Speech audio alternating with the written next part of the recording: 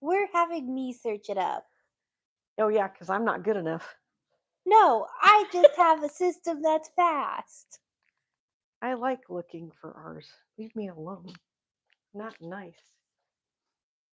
I found this already. Shut up.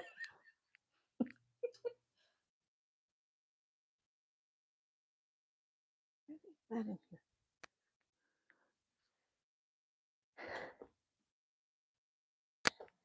Hey, Peanut.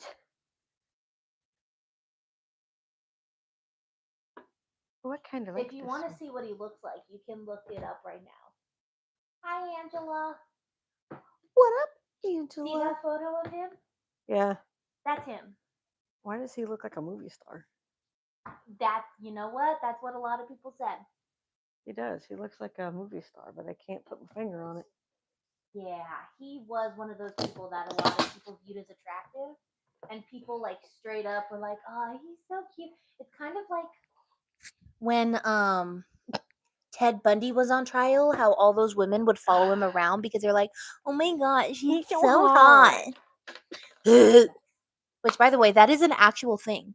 There are women who are. Oh, I know. I actually read a fun study about this. They even marry them while they're in prison because Oh, they're. but I read this actually really fun study.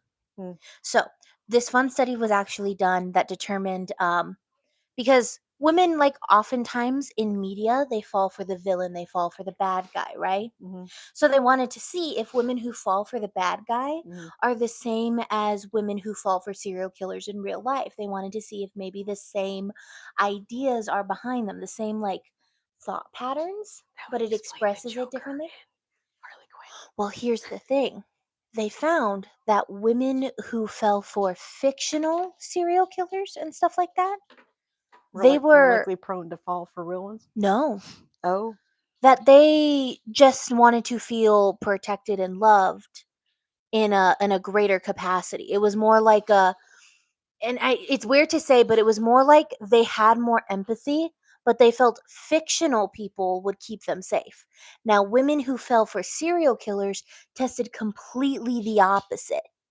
Women who fell for actual serial killers in their studies Mhm. found that they actually wanted to become serial killers, but they knew socially they couldn't become serial killers, so they just were attracted to serial killers. So there is a great deal of difference in women who find fictional villains attractive than those who find actual horrible people attractive. Psych eval, room 101, please. Psych eval, room 101. What? It's like the feeling. Scratch that. It's now 101 and 102. Well, okay, so have you ever heard this statement that women would rather, in the fictional universes, they would rather fall for a villain than like a good guy because a villain would burn the world for you, but a good guy would let the world burn, would save the world and lose you because they're so good, they would think about the greater good. Meanwhile, the villain would go, "Oh, I have to keep you safe. You're my one thing." Superman, room 105. I put the key under the mat. That's Hello, Thomas. wow. Yeah, no. So women who are attracted to actual serial killers, they found actually want to become a serial killer, but they know it's socially unacceptable. You think? Yeah, so they don't. So they just fall for serial killers. Oh, something wrong with you. I just thought that was a wild study. It's beyond wild. It's an interesting study. Tell me I'm wrong. Is she wrong? I'm asking Justin. He's going to say yes. Okay. No, he won't say yes. But tell me how I'm wrong, that's not a little bit interesting. That all those women who found I don't want to know what you're thinking. I'll tell you, not you particular, but not yeah, you. yeah. The women are thinking, But why? like the women who were chasing Ted Bundy knew who he was. That were like, oh, it would also explain the Manson girls.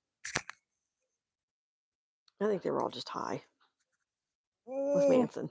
I feel like no matter how high There's you probably are, more to I feel like it. no matter how high you are to have that level of brutality for the Manson murders, Come on, Tricky you Face. kind of have to have that desire. Willow. So actually, I'm Yes, exactly.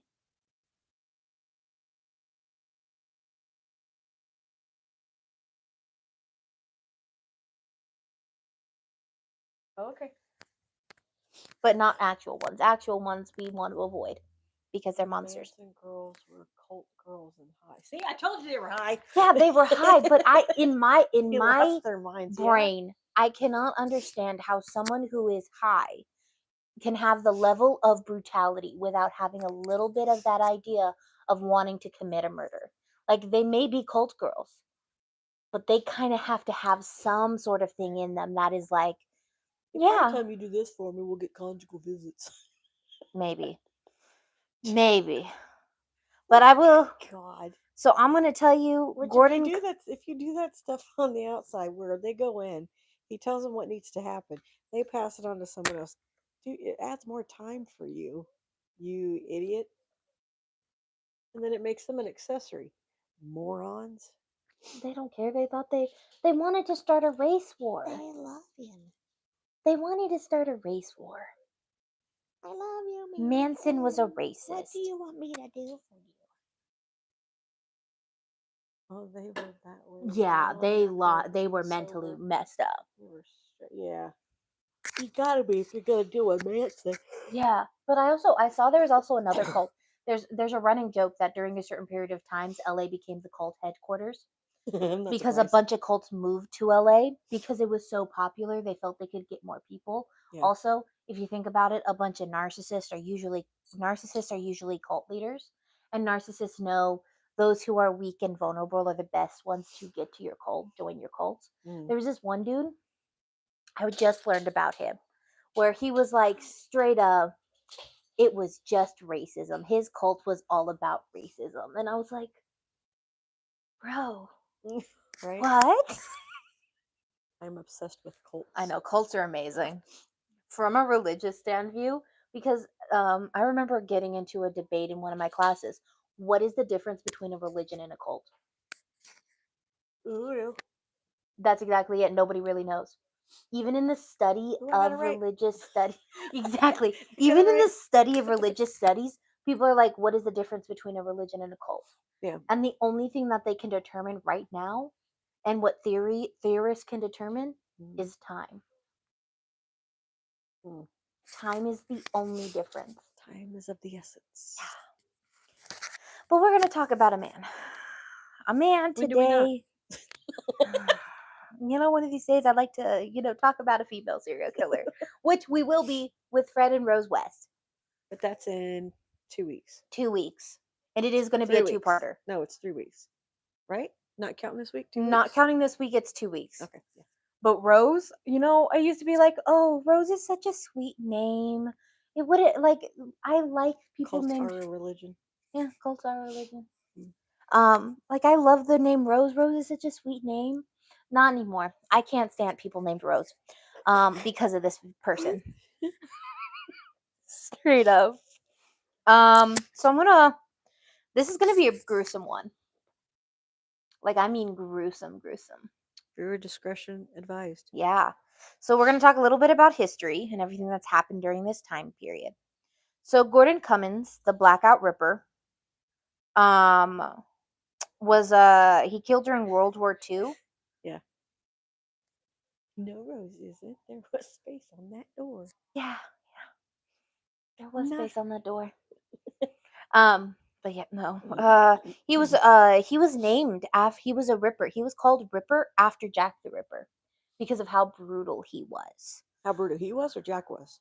So Jack the Ripper got the title of Ripper because of how brutal he was. Right. He got the title of Ripper as well because technically they viewed him as more brutal than Jack. Oh dang.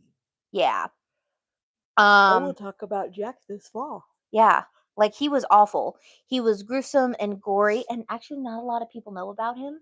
Because I never heard about him. Yeah, I only know exactly. about Jack the Ripper. And I hate to say this, he was the perfect predator.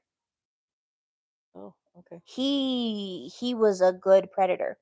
I will say a big difference between him and Jack was that Jack seemed to have it planned out. He knew when to kill and where the best place to kill was so we could have a little bit of quiet. This guy, Not so much. He was opportunistic and just by flying by with no planning, but he was deserving of the title of Ripper because uh all of his victims were alive when he tortured them. Whereas you know how Jack kind of did like the throat slash thing and then everything he did after was post-mortem, Yeah. so they were already dead. Yeah. This dude did everything while his victims were still alive. And it's going to get graphic. And I am going to have to show you a picture cuz I will let you know this. Tin can openers looked different in the 1930s than they do now. So I'm going to show you a photo of a can opener and you're going to understand why. Forgot about our little noise. So it is the 1930s through the 1940s during World War II. Mm-hmm. So they're also suffering the effects of the Great Depression because the Great Depression wasn't in the United States only; it was all over the world. So everyone's pretty poor. Right. And women in particular are doing whatever they can to make money to keep a roof over their head and food on their plate and doing just some extra work to keep some money. So everyone was struggling. And then when Hitler attacked Poland, most countries knew they were going to be next or they would have to pick a side. So the Great Depression is happening. Hitler invades Poland on September 1st. I will always love the fact that Hitler invaded Poland on September 1st, which is my birthday. All right, enjoy. World War II started. um So the British government sent about 1.5 million British citizens to the countryside. These were women, children, elderly, disabled, anyone who would not be safe on their own in the urban areas. This ended up actually being really traumatic because many of these people were forced to live with strangers, and so they also didn't know what was happening to the people who they left behind. So the men who they left behind, their husbands, their sons, many of them didn't know what was happening in there. Okay. So they were kind of traumatized from it. Damn, this is why I don't like tablets. They die. You can set it to where it'll constantly be No. on. Okay, fine. Um. I tried to help. So hence why children were set to the farmland. So like Narnia, how the 4 kids went to go live with someone. Chronicles of Narnia. Yeah, how they went to go live with like their uncle in the middle of nowhere. Yeah. That was why. Oh, they just didn't have a wardrobe. Yeah. A couple of months after everyone evacuated and the bombings started, people didn't know how long those bombings were going to last. So a good majority decided to just go home and deal with it. They were like, if I'm going to go and if I'm going to die, I would rather die with everyone I know. Yeah. So there was a blackout issued also after Hitler invaded Poland. And it was so every night all lights needed to go out. No lamps, no fire, nothing, because they did not want to notify them where the major urban cities were and where urban people were. So that's like if Tucson, no lights at all. No lights inside your house, no fires outside, nothing, just complete and utter darkness. Girl. Yes, like our life. But can Kidding. you imagine that kind of darkness though? No. Yeah, it was. Such a screen. Yeah. So they were intentional blackouts to make sure the Germans couldn't identify the cities and urban areas. If you were caught breaking So the candles? if you lit candles inside your house, you had to have blackout curtains in your windows. Oh, makes sense. There were heavy fines that came with it because not only were you like, so let's say somebody there was even fines for lighting a match. 5 cents. No, like they would Wow. be like £5 for it was heavy fines. Because let's say somebody lit a fire real quick, right? And they didn't close their blackout curtains and a German plane is flying over, they see a flash of light. They know there's people there. What is the German plane going to do? Crash it. They're going to bomb it. And guess what the bombing is going to do? It's not just going to kill you, it's going to kill everyone around you. Yes. People like were your boss. not safe. So the first of the month alone that they issued these blackouts, traffic deaths doubled. Oh wow. Because people were driving at night in the pitch darkness. But you can't use headlights. Yeah. Hence why the traffic deaths doubled. Oh my God. In January of 1942, 1 in 5 people suffered some sort of injury due to the blackouts. The chaos led to the question, what do we do to the prisoners? Because they're essentially just sitting targets. So the government then initiated a system that said if a prisoner had 3 months left on their sentence, they were free to go. And if any boys had served 6 months, they were also free to go. Oh, okay. The result was a massive increase in crimes, and civilian volunteers were one of the biggest help to police because they were doing a lot of work and making it easier for an already busy police force. Petty criminals realized the uniform of these civilian volunteers gave power, and the uniform was a helmet and an armband. So criminals realized that That's all these you get. things had power, so they would steal them and then commit crimes while wearing them. Oh my But God. but they wouldn't do it outright. They would be like, "Look over there," and then proceed to commit a crime. Sorry. Oh my God. Yeah, Wow. World War II, y'all. The 1940s. And what Um, was that?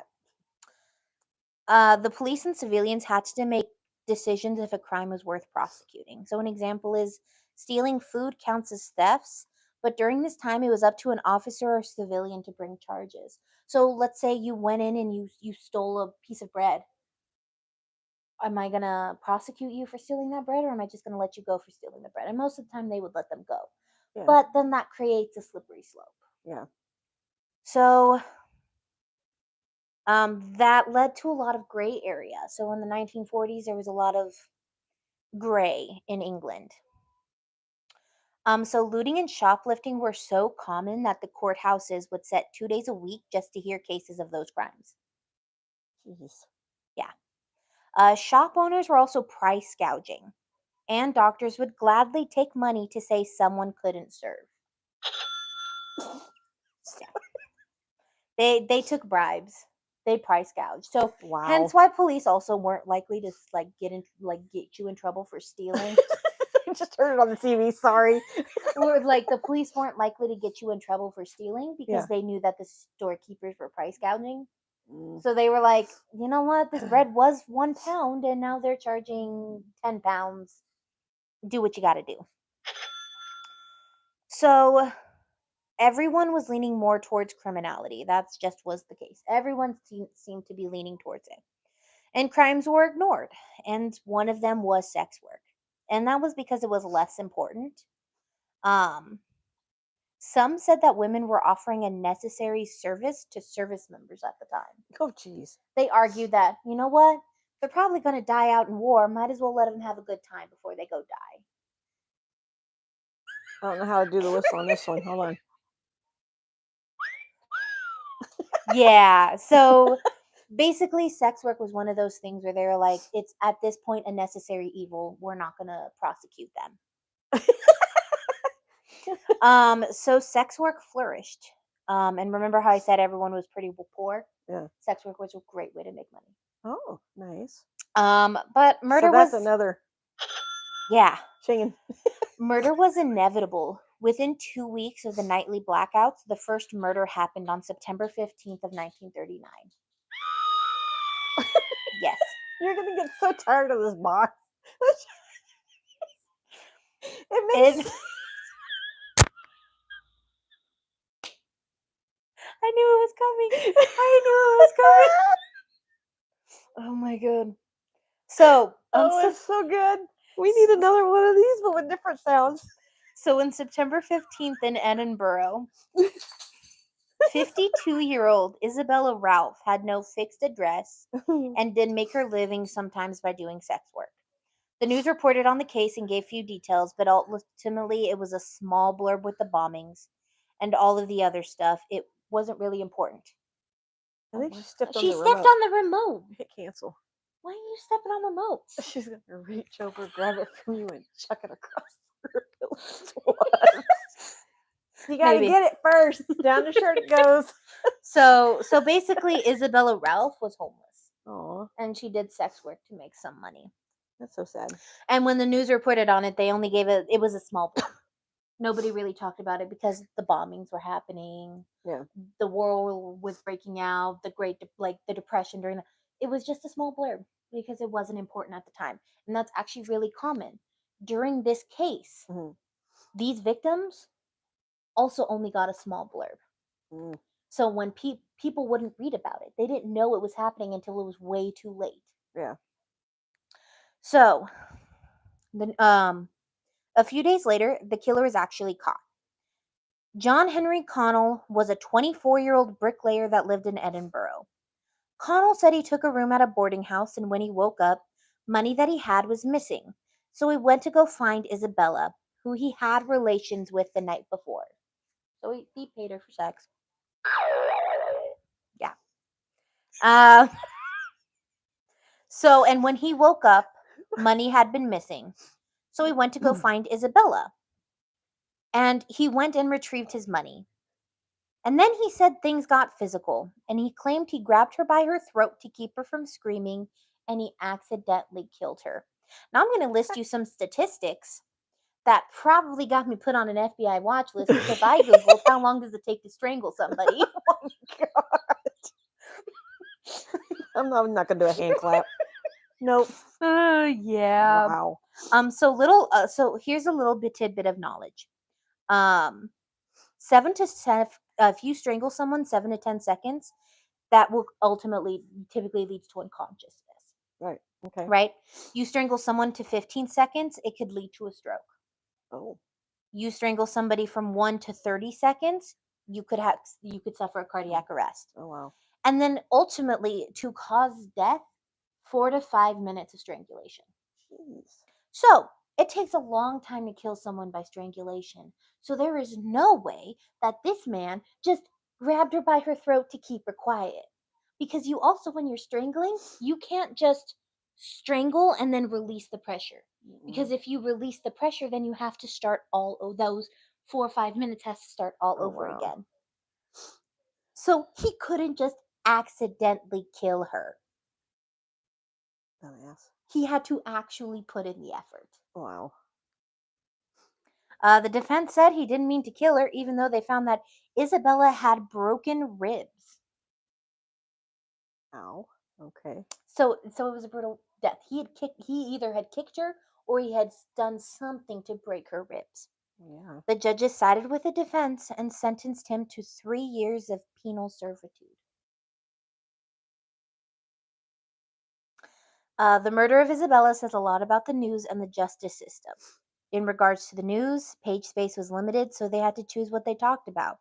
And Mm. when it came to low income people, they didn't care. The war took priority. The justice system had lesser bandwidth, so they tried to get things out of the system faster. Mm. The reason that this case is important is because the Blackout Ripper was not reported on and not really talked about. So it essentially was tossed aside. Wow. So it's been a couple years since 1939. It is now the winter of 1942, and the war had been going on for about a year. Londoners were used to the violence because it was all around them. But this would start making the toughest Londoner throw up. Mm. The first victim was discovered by plumbers William Baldwin and Harold Batchelder, who were on their way to work on February 9th, 1942. They were walking to work in the morning and passed through Montague Place and Marylebone. Mm-hmm. They noticed a broken flashlight on the snowy ground near a group of handmade air raid shelters. So these air raid shelters look like a tin half sphere that had a little opening that you could scoot in out Yeah. of. Next to it, they found a green wool turban styled hat and some matches and some Ovaltine tablets. As they got closer, they saw what looked like a pale leg sticking out of the shelter, and they originally thought that the leg belonged to a mannequin. That's how pale the leg was. Jeez. They were like, "Oh, that's a mannequin leg." But Herod Batchelder ran to the nearest phone to call the police, and the reason they cited that they called the police was because they thought it was not because they thought it was a body, Mm. but because it had so much stuff that a woman would have on her that they went, "That's a little bit weird. Yeah. We should call this in." Yeah. I mean. So when PC John Miles went, they discovered it was a human body. Miles knew it was not an accidental death, and he called for more officers and they blocked off the area and set up the crime scene. The police officer could already tell the victim had been brutalized by her attacker just at first sight. The police said her face and neck were badly bruised and her clothes were torn. Her skirt had been pulled up to her thighs and she had been violently sexually assaulted. The following day, the pathologist, Sir Bernard Spilsbury, I love the English names. I know we're talking about something gruesome, but I love I know. Spilsbury. So that makes me want to Sir Bernard Spilsbury. name my next animal that. He's also a really good guy, Okay. and he comes up a lot in this case. Okay. So Spilsbury. he concluded that aside from the bruising on the face and neck, there was a lot of small abrasions to her upper, Mm-hmm. including a lot of small abrasions on her exposed right breast. Mm. The cause of death was manual strangulation. She was the least brutalized of all of his victims. And at the scene, there was no forensic evidence. Her body was left in the doorway with her legs wide open, which the police thought was a deliberate pose to humiliate her corpse even more.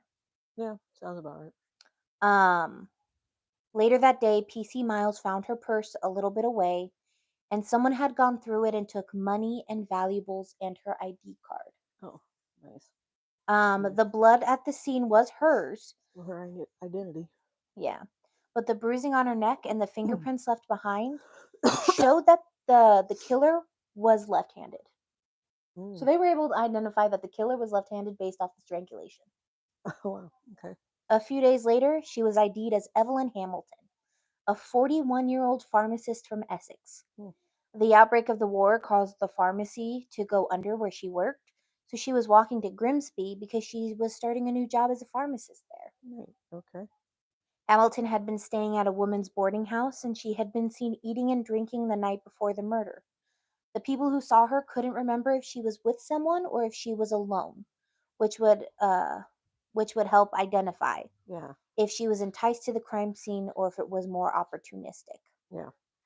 The detectives had just started looking at the Hamilton murder when they were told they had discovered a similar murder on February 10th. Now, this was discovered on what day? February 9th. So the next day, Mm. on February 10th, that morning, 2 meter readers were doing their rounds, going from rooming house to rooming house on Wardner Street in Soho in London, and they knocked on the door of Evelyn Oatley. Okay. They knocked on her door with no reply. The manager's like, "Nah, she's home. I haven't seen her leave. She's still there." Okay. He's like, "Have you tried the door?" And the meter readers are like, "We're not allowed to just walk into people's houses." Yeah. And the manager jiggled the door and it was actually unlocked.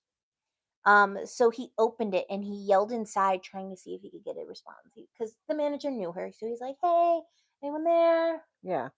Evelyn, you there? Come on out." I'm actually gonna not say this next part because Justin's in the room and this is gonna give Justin nightmares. Oh, wait.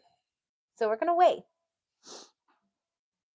because I'm gonna let you know this is when you start seeing the actual brutality of this killer. Mm. Um, they went inside and they found Evelyn face up in her bed.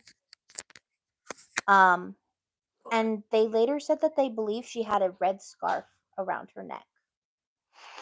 Right? Uh, That was not a red scarf. It's just that her neck had been violently slashed open. oh, shit.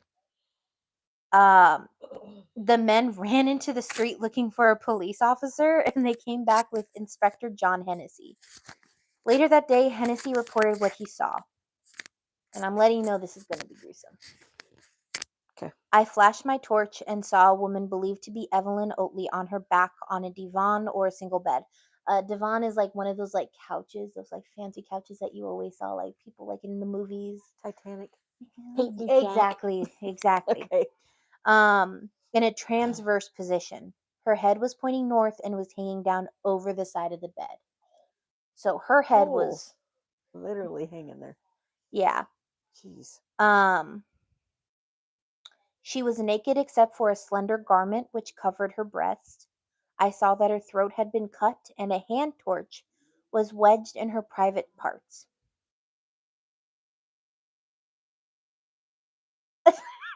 We're never buying a hand torch. Uh, a Wow. tin can opener was laying near the torch, and her legs were wide apart. Few Now, household items I don't need.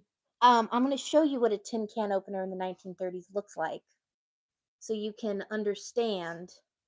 Don't really want to understand because It's important you know, because you just think like one of those normal tin can openers in the 1930s. No, this is what a tin can opener. oh, You okay, want to show the camera? not really. Either bit of if you can kind of see that. That's what a tin can opener looked like in the 1930s. So it was pretty sharp. Yeah, Yeah. we're good. Yeah, it was awful. Yeah. Um I think you were further down. I think it scrolled up some. yeah. So additional police arrived at the scene and were shocked at the brutality of the murder. Superintendent Fred Sherrill said she was a ghastly sight. She had been the victim of a sadistic attack of the most horrible and revolting kind. Well, yeah. I mean, that right there and the torch. Okay. Fred Sherrill was a fingerprint expert, and he was the one to determine that it was a left handed killer. And he even ran it against known perps. So he was like, he had the thought, he was like, you know what? I bet you whoever's done this has done it in the past. So I'm going to run it against Of people course. who's done it. This is in the 40s though, so sometimes you question like their knowledge. The fact he did that. Okay, hold on. So those things I listed that were found, those things Okay. I listed that were found Sorry. near her Yeah. were not the only things used on her. Wow. A razor blade. So I'm going to list the things that were used on Evelyn. A razor blade, the can opener, Yeah. parts of a broken mirror, Jesus. a flashlight, and curling tongs. Jesus. All of these things that were used on her was used on her while she was still alive. What the frick, man? Um, like the Hamilton case, there was little evidence, and there was no known person who would want to hurt Evelyn. She was married but was living apart from her husband, and some of the time, while she pursued an acting career in London, according to her husband, she was fascinated with West End life and she wouldn't leave it. Mm. She worked at the nightclub for a little bit, but since her husband had been away and had been working far away from her, she had been working full time as a sex worker. The last time she was seen was when she was with a dark haired airman the night before. Yeah. The airman had approached her friends. Um, wait, ah, I typed in the wrong thing. So, she had turned to full time for sex work. Mm-hmm.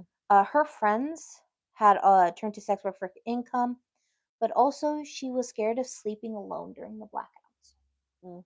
So Makes she was sense. scared to sleep alone, so she turned to sex work Had would somebody a companion. so she would have a companion to sleep with at night. The last time she was seen with a dark-haired airman the night before. The airman had approached her, um, and that's all they really know. The medical examiner said she had been beaten and strangled to unconsciousness and then suffered extensive sexual mutilation inflicted by the killer using a safety razor, curling tongs, a corner fragment of a broken mirror, and the tin can opener. This didn't kill her, though. It was Yeah, the the final slashing of the wound surgery. was the 5-inch wound on her neck that slashed her carotid artery. Oh wow. There was another incision. It was a 2-inch incision made by a razor. Mm-hmm. The evidence on the evidence that was found were a couple of fingerprints. Mm-hmm. They were also found on the piece of glass, and it also indicated a left-handed killer. So much like Hamilton. Yeah. Um, it's important to note none of these things were brought. He used what was found So in he the went through house. her house. Yeah. Wow.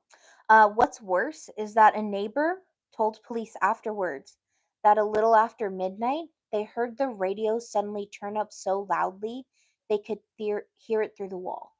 Oh, wow. And the police realized that this happened That's because when. he was trying to drown out her screams. Mm. On February 12th, and this was the previous kill was on February 10th.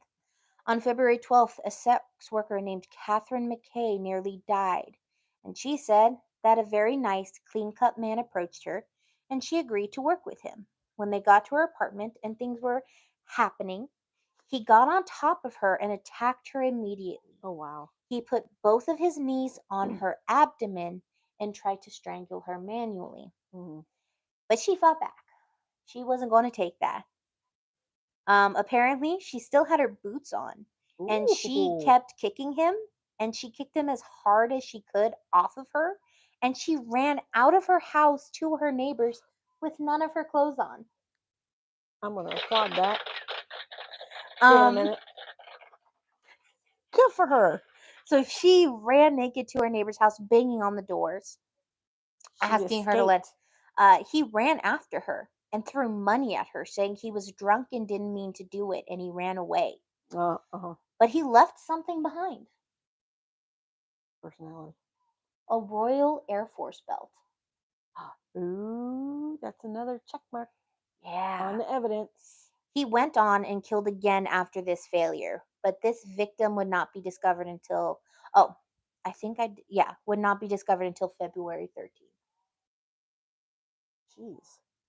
I'm going So to one go in happened. order of how they were discovered, so there's going to be a little bit of jumping in time. So there was one on the 9th, one on the 10th, one on the one on One the attack 12th. on I'm sorry. So the 9th, 10th, 12th, which didn't happen. he escaped. She escaped, And and then then the they 13th. found another victim that was most likely killed on the 12th, Mm, but wasn't discovered until the 13th. mm. Um, the fourth victim was found before the third, so just Okay. a little bit of a heads up. Wait, no, the third victim was found before the fourth because the fourth one was like the last one. Okay. Um, so he would go only hours between kills Okay. or attacks. He would go only hours between some of them. Oh Some wow. of them he would wait a long time, and some of them it would be like literally Yep. Do just it a right couple of now. hours. Yeah. So police were still investigating Oatley's crime scene when Mm, another body was found. On the afternoon of February 13th, 15-year-old Barbara Lowe went mm. to visit her mom, Margaret. She knocked on the door, but there was no answer. Now, Barbara asked her neighbor if they had seen her mom, and the neighbor was like, I haven't seen her for a couple of days. And there was a package that had been on her front door also for a couple of days. Yeah. So Barbara called the police to check in and see what was happening because she was like, that's not like my mom. My mom would Yeah. call and tell me if she was going out of town, if anything Sometimes like that's that. a good thing about if it's a small town that your people Yeah. like where we live Yeah. in our little neighborhood that we live in. We know who and what vehicles are here, and we know Yeah. what people are here. So It's kind of like, it's kind of good to know that your neighbors are a little bit nosy, because yeah, it's like the manager was like, "No, she's here. I know she's here. I yeah, haven't seen her leave." And then yeah. when they knocked on the door, they discovered something gruesome. So it's actually a little good that your neighbors are a A little little bit nosy. It's nosy, always nice. because then they can always help There out. have been cases though, there have been like your nosy neighbor and you didn't call the police. Like they hear someone screaming, "Help me! He's killing me!" And the neighbors are like, "I'm gonna go back to sleep." That's somebody's TV. No, this was like in the No, 20s I know. when there's no Oh, no friggin' TV. no TV. They No, just heard that and went, "I'm gonna go back to bed." if somebody's playing a game. Yeah. Gosh. So an officer used a spare key to get inside. DS Leonard Backtop was surprised that the blackout curtains were still drawn. Wait. He had a key? They found a spare key. The manager Oh, had like a okay. spare key. And so he was really surprised because the blackout curtains were still drawn. And he was like, "Are you sure she's still here? She couldn't have left or something." And Barbara's like, "No, that's not who she is. I know my mom." Yeah. So he switched on his flashlight and he looked around. And when he got to the With the kitchen, radio, you are correct. I yeah, forgot. uh, he's when he got to the kitchen, he saw a woman's purse laying on the floor, Uh-huh. and everything in the purse was all All over over the the floor. floor. So he reached the last door, which was Margaret's bedroom door, and it was locked. but Mm, Barbara gave permission to force the door open so they could get inside. After he forced the door open, he stopped Barbara from coming in no, because it was a gruesome scene. poor girl. She didn't need to be seeing that, Yeah. especially at the age of 15. Margaret's Mm-mm. low body was on the bed, complete. And what's even sadder is the reason because her mom had turned to sex work. Mm. Her mom was doing sex work to make sure her daughter could stay in a boarding school Aw, because her husband had passed away, so she couldn't provide any more income. So yeah. she was like, this is a great way for me to make sure my daughter She gets can a better stay life. in a better school in her Yeah. life. Well, kudos to mom, but it sucks that this happened to her. Yeah. Margaret Slowe's body was on the bed again, completely nude, Uh-huh. and it had been there a day or two. Her face and head was brutally beaten, and beaten with what the detective thought was the fireplace poker that had actually been broken into two pieces that was laying next to her on the floor. Oh, wow. You know, the steel ones? Yeah. Yeah. Broken Jesus. in two. Um, the autopsy discovered her jaw had been shattered by the blows. Ouch. So even One, if she tried to scream, she wouldn't be able yeah. One of her to. stockings had been tied tightly and knotted, and it had actually dug into her skin, and her body had been badly mutilated. Oof. With, among other things, a razor, Mm-hmm. I am sorry, everyone, a potato peeler, a table knife, and there was a large serrated bread knife protruding from a wound near her groin, and a wax candle had been inserted into her private part. Jesus. Yeah, the potato peeler bothers me the most. Yeah. Yeah. That takes a certain kind of sadism. Like, I mean, he's sadistic. Like, and we can see that from the previous victims. He is Mm-hmm. sadistic, but this, But to go that far, but this is like a whole other potato layer peeler of and then a bread sadism. knife. Yeah, and the fact that she was alive when this occurred too. Like, it's Poor not like, woman. and I know it's bad to say, like Jack the Ripper, when he did his kills, when he was like doing the whole like cutting open the body and going through the organs, they were already dead. So they kind of were already peacefully gone. They were no longer Yeah, attached to their this poor body. woman was not. Dude was. Well, we're That's actually okay. going to get to that. Oh We're shit. actually going to get to that. Um, Fingerprints were found in the apartment, and again, they had discovered it was a left-handed killer. Right. Margaret and her husband had been, when she was alive, had been pretty wealthy, living off of income off the dry goods store they owned and Ah, boarding houses they owned. you covered it. But her husband died in 1932, and the income went away. So to support herself and her daughter, she turned to sex work. Mm-hmm. This was not the first time she relied on sex work, but she had to go back to it after her husband passed. So she was working in sex work before she met her husband. Met her husband, Didn't have to worry about doing that anymore. Her husband passes. and she had It's to like, go back well, to go it. back to what I know. Yeah. Um, the media reported the three West End murders had been discovered within 1 square mile of each other, and since the women had been strangled, the possibility that all three victims were victims of the same person. Well, if They he's were, yeah. left-handed killer, I Yeah, mean, and this is stuff like the media didn't know, but the media knew that all three victims had been strangled. And remind you, it only got a small blurb. So they said three victims found within a 1 square mile of each other within 3 days, all of them strangled. well, you don't Could want be to. the possibility of the same person, and that's pretty much all they Well, said. you don't want to go into detail like we are. Like you don't want Well, to do that much and detail in it, though. also, but at the same time, again, this coverage, they were sex workers, and the war was more important. So that's why they would only do a blurb on it. Mm. And it was, and I hate to say it, it was because they really didn't care about them. Hmm. So blah blah blah blah. There were things that were not released to the media that would have actually strengthened that idea. So they did not release the left-handed fingerprints to the media. They didn't release that they had all been brutally tortured. They Yeah. just revealed that they had been strangled. But after a couple of hours, after finding Margaret Lowe, there was actually a new body discovered. So Dr. Spilsbury, Sir Bernard Spilsbury, Spillberry. who I mentioned in the first case, Yeah. turns out he was actually called the real life Sherlock Holmes at points. because he would get so involved in cases. Nice. That he was really empathetic, and when he was working on those murders, he was like down with those murders. He's like, I gotta find out who did this. Mhm. And he was actually doing the autopsies on all this victim. So he had actually determined back to the second victim they had found that Oatley was alive when most of the wounds occurred. Mhm. When he was investigating, he found 12 puncture wounds Oof. around and in the genital area, Mhm. and they were done by the tin can opener. Right. Um, on February 12th, a woman named Mary Hayward, who went by the name Greta, went to northwest London to meet a date. And because she arrived early, she went window shopping in the area, and she went to a cafe where a young man approached her and said, Oh my "Excuse, God, fancy cake shop?" Angela. Oh my gosh.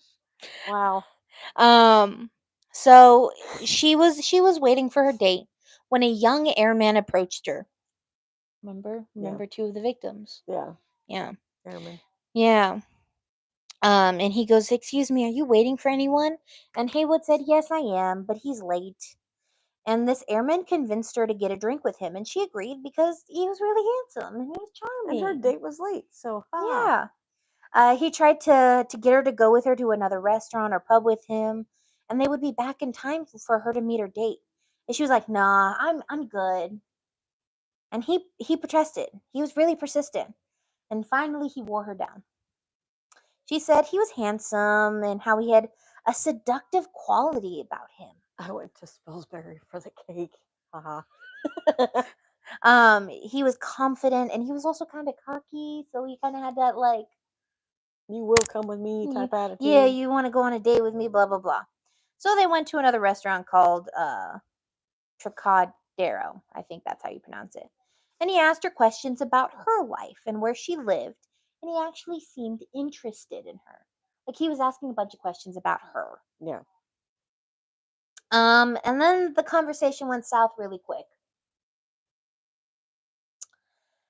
because he asked her if she was a naughty girl and Sorry. would she take him somewhere.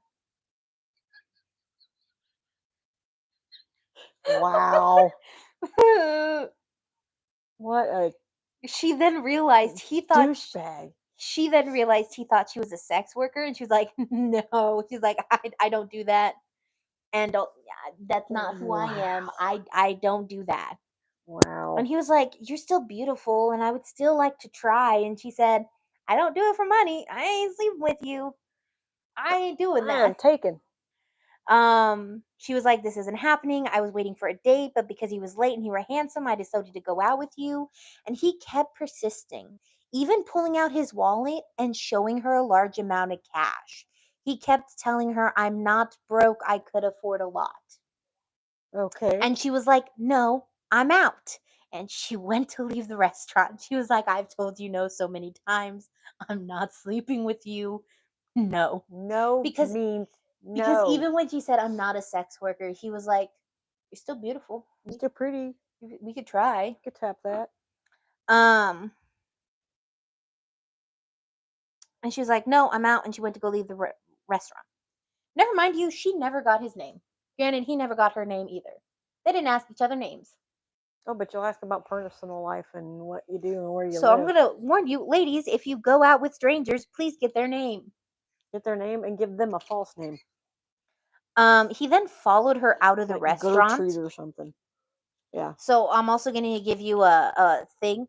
The gas masks, all soldiers used to have gas masks. They were Right. issued gas masks. Mhm. And so he actually had his bag with his gas mask on his, like he had just come from training, and Mm. it was common if they had just come from training, if they They would just wore leave it. it.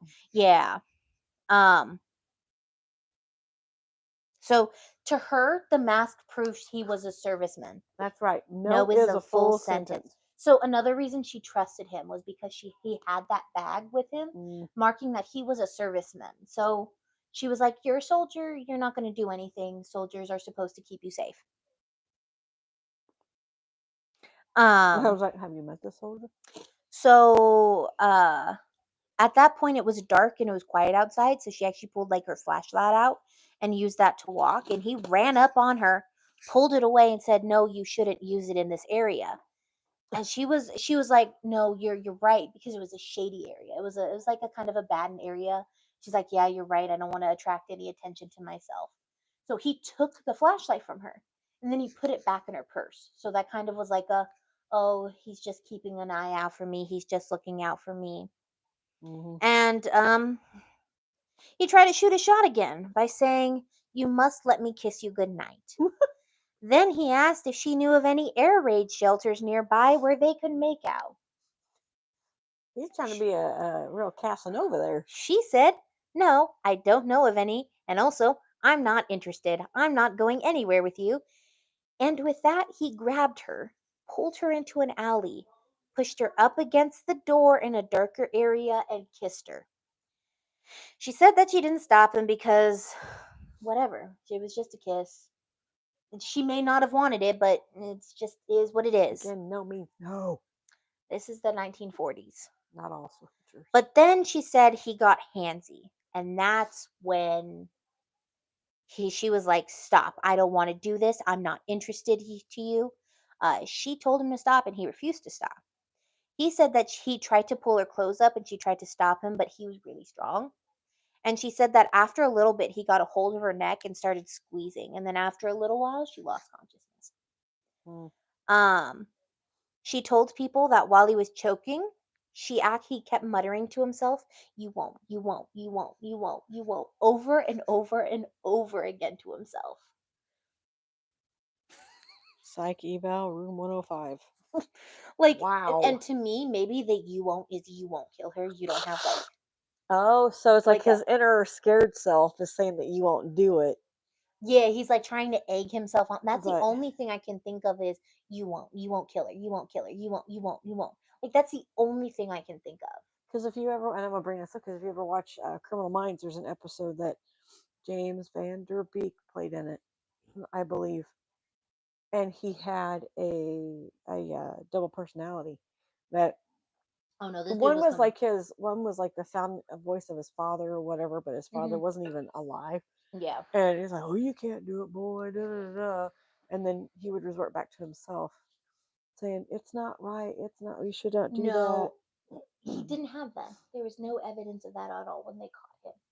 Oh, There was no evidence of that. So, of and a we double still don't personality. know. Yeah, we still don't know to this day why he muttered to himself, "You won't," because we don't know if that because that didn't happen with the other victim, What happened with her? and maybe At it was least that they know of, yeah, because I mean, if he killed the other ones, they can't speak and say that he was doing that. She's the only one. exactly, exactly. Well, and then the other one that he got on top of, and maybe he didn't say that because he was on top of her and his knees were in her chest, in her abdomen. So Yeah, maybe he was like, "I have the upper hand." Meanwhile, this one's up this one right against the now. wall. Yeah, okay. Yeah. Um, so she was now unconscious. And a night porter who was 18 years old, this young boy, Oh no. was making rounds and he heard weird noises coming from the alley. Yeah. And when he shone his flashlight, he actually saw a light flickering in and out. But when he scanned his light, he only saw a pair of women's legs sticking out of a doorway. He then said, "I'm here. What's going on? I'm here. I see you." And this scared the shit out of the guy, who had been strangling Mary, and he ran the opposite direction. And the porter and a few citizens came to Mary's aid and started to help her. Oh, nice. She could only moan and she was not able to speak. They discovered her clothes were ripped, buttons were no longer there, and it was brutal. And they deemed it a pretty gruesome, aggressive attack. Oh wow. Now, a few hours after this, there was a report to another police officer, Mhm. Catherine Mulcahy, the one who he got on top of and she kicked off Mhm. and she ran to the neighbors. She called the police a little bit after this. Mm. Um, Later that night, Mhm. another woman would be found murdered, and that was 24-year-old, 25-year-old Doris Jewess-Nay, who Okay. recently moved to London and went into sex work just until she could find a job and a husband, whichever came first. But then Doris actually met her husband, Henry, a wealthy French hotel owner who was a little bit older than her, and they got married after a couple of months. Okay. Yeah. Apparently, the marriage was sweet and was one that was like they were truly in love. And he also knew about her history and he still loved her. Many people thought that he was actually one of her clients that came and visited her. And then eventually he was like, I love you. Let me take you away from this. Very pretty woman Yeah. esque. Um, and he would, but Doris being young and her husband being much older, she would get bored while she was married. Okay. So, and he would have to stay at some of his hotels. Yeah. So she would go back into sex work if she needed extra money or when he was gone for long periods of time, when she was lonely, kind of like how Oatley did with Yeah. her husband. But they said that she would always have dinner prepared, a soup or something for when he came home. Oh. So he would always come home to dinner and have like soup or something and it would always be prepared and the house was always clean and everything was like taken care of. Yeah.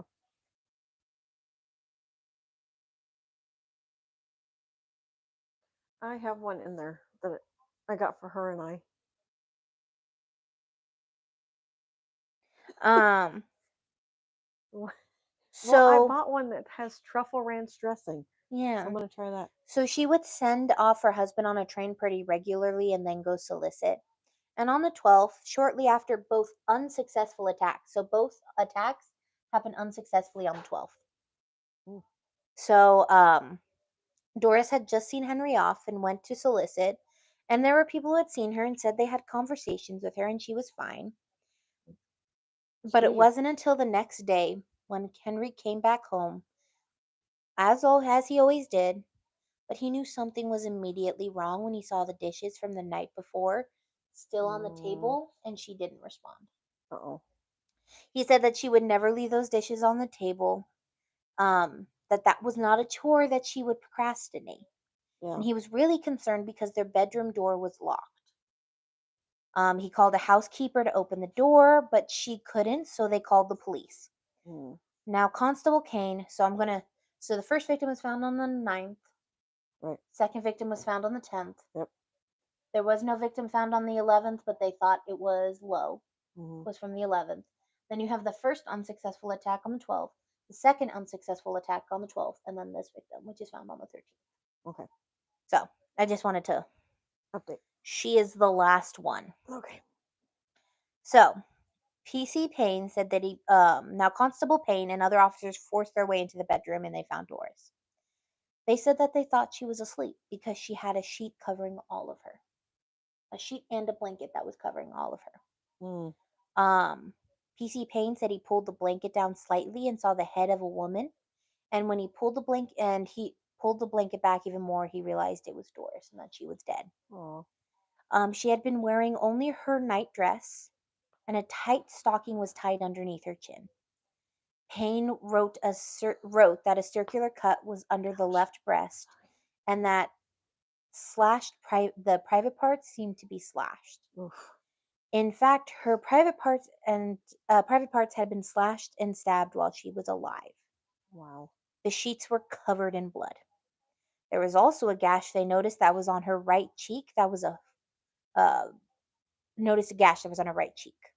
There was a 4-inch gash under her right breast and a large 6-inch gash that was below her navel to right above her private parts.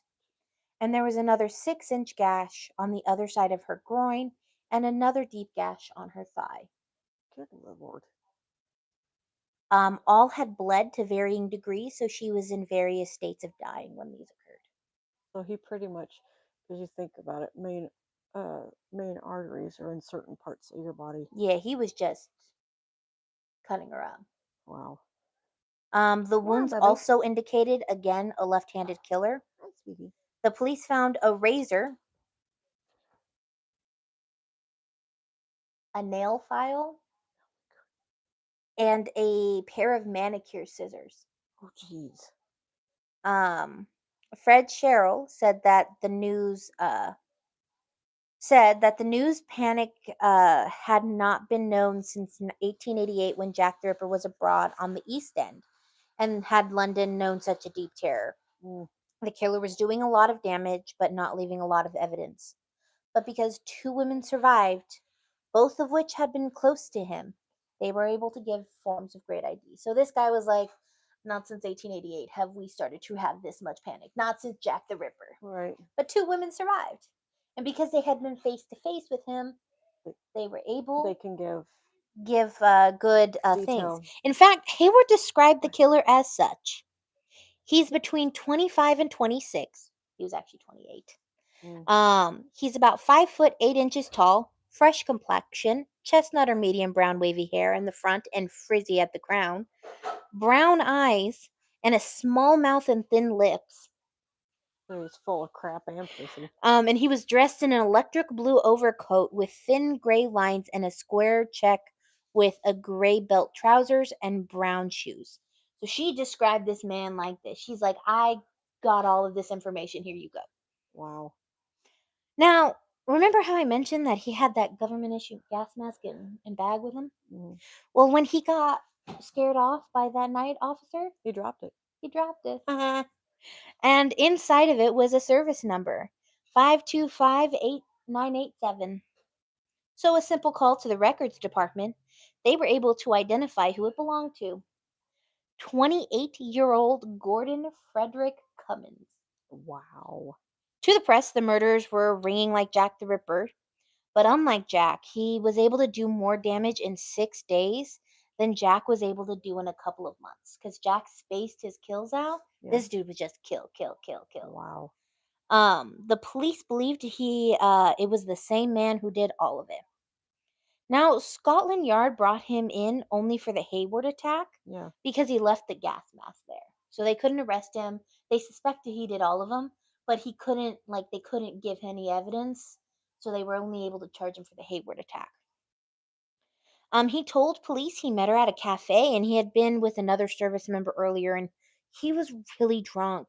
So his memory was really hazy. Sure it was. He even said that if I did do what you're saying I did, I am so sorry. I'll pay her to apologize.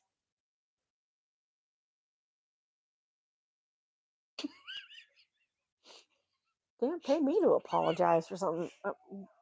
Exactly. Exactly. Just, Damn. just as all dang. What? He was What? yeah, which to me is funny because how many times did he offer to pay her? And now he's like, I'll give her money. I'll pay her. No, she wanted nothing to do with you, you sick fuck. So he was booked on God. charges of grievance and bodily harm. Both women he attacked positively ID'd him. Sucks to be him. He said Not. that he had an alibi for the murders, though. The, Okay. the logbook said he was in his room when the murders were committed. But when his fellow soldiers were pushed, they threw him under the bus a little bit. I was gonna say, how far do they backdate it? Come on. There was a habit to log in and out for other soldiers, especially when they didn't have permission to leave. So he talked to his fellow buddies Hi, Jamie. to turn it. What's up, Jamie? Um, So he got people to sign in and so out he for got him. people to sign in for him. Stupid. So the alibi was not good anymore because another soldier could have logged in for him. Detective Tom Shepard searched Cummins' rooms to see if they could get any evidence. You know what they found? A lot. A fountain pen in his pocket that was inscribed in gold DJ for Doris Genoway. Oops, you forgot that one piece of info. They also found shirts and towels that were covered in red stuff that looked like blood. Well, if not ketchup. God. Cummins denied all of this, saying he didn't know how the pen got there. The morning on February 17th, he went in front of a judge where he was officially charged for the murders of all three women: Good. Evelyn Oatley, Margaret Lowe, and Doris. The logs show he was in bed for the night of Evelyn Hamilton's murder, and the prosecutors didn't think they had enough to charge him on her case because of this, right? Okay. People who knew Gordon were shocked because they couldn't believe it. Because he worked his way up the military to airman. He was a lowly maintenance guy, and then he became an airman. He was a good man. Okay. Hmm. You want to call it? Okay. They were baffled at the sexual assault because he was so handsome. They could not believe a man so handsome as him could commit such a crime. AKA Ted Bundy. Like, Come on to now. me, that is the most baffling thing. Because he's so handsome, no women could say no to him. That one tried. Y'all catch that? She kept She saying she tried. tried. She kept Ah. saying no. If Um, I was her, I would have ran back, picked up his money, and then took off. he was also married Like you to a gave it to me. beautiful woman. He was married to a beautiful woman. What did she think? We'll get to that. Okay. Because he was so handsome, they couldn't believe it. And he was also known to brag about his sexual conquests outside of marriage. Oh my god.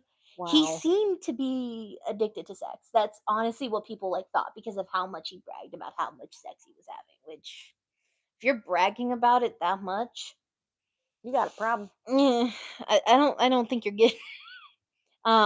So he would have dinner with his wife, and then would be like, "I gotta leave early. I gotta go back to barracks." But instead, he would find a woman to sleep with. Yeah, Wow. yeah, he was that kind of a person. Jeez. Fun fact, he actually got really close with a lieutenant's wife, and there were rumors that they were having an affair. Would not be surprised. There were also numerous sexual assault allegations in his vicinity, but none of them were ever pinned on him. Mm, So there was always like rumors around him, yeah. but None could nobody be validated. none could be validated or like nobody believed the victims. Because again, He's too he's handsome. too handsome. He wouldn't do that. Yeah. Okay. It's possible he did do this before, but no one ever caught him. But Wow. he built up to this. Can we get a psych eval for room 106 for the ladies, please? I Yeah. think he's too handsome. He wouldn't do this. What is So, wrong? he was also known to be a liar and a big exaggerator. What? Surprise! He made everyone believe he was of high class breeding, but in reality, he came from an average upbringing. He tried to act like an aristocrat. Like his dad was a civil servant and his mom was a stay at home mom. Wow. Yeah. So he tried to overcompensate for what he was not. Yeah. His they said that his family was pretty normal, that there was no one with a criminal background or a violent background in his Guess history. what, mom and dad? Now there's one with background. So no one said there were any signs of him being violent or cruel. His mom said he was a normal kid, and he even said I had a normal childhood. He always would have money with him though, and he waved it around. He had actually been nicknamed the Count or the Duke by other soldiers. Wow. In school, he was pretty smart, but he focused more on socializing more than anything else. Okay. It was like he realized people had more power than education. Wow. And that was his whole life. Socialization was more important than anything. He would say he was an aristocrat, and he even changed his accent to sound more posh. Okay. Dude, stop trying. He's, Cummins impressed everyone. He wore his uniform most of the time, and he had a charming smile. again, he's handsome and he's wearing a uniform. When each charge was brought in front of the court, so they bring him into court. Mm. They're charging him on February 17th for the 3 of the 4 murders Mm-hmm. and the 2 assaults. Um, when they would list those charges, Vincent Evans would go into details about the crimes that occurred. Oh, He would actually give details. yeah. And when they went to the murders, they talked about the brutality and said the fingers prints left at the scene matched his fingerprints. Because they had arrested him, they were able to get his fingerprints and Right. match them. Wow. Further evidence was things that belonged to the victims were found in Cummins' possessions. Like Evelyn Hamilton's cigarette case had been found in his possession. So they finally were able to charge him for all 4 murders because they found that cigarette case. Because it's kind of like something like, what is it? The like trinkets. He kept trinkets. Yeah, he kept It's like trophies. yeah, trophies. That's what it is. As he sat in jail, evidence piled up. They found the pen belonging to Doris, another cigarette case belonging to Margaret Lowe, shirts that were bloodstained, and the towels that they that were also bloodstained. They traced the bills that he threw at that girl that escaped to him from his payout from the military. Oh wow. Henry also identified a watch that Cummins had in his respirator case that belonged to his wife, Oh wow. belonged to Doris. And the thing is, the reason he was able to identify it because the watch was broken.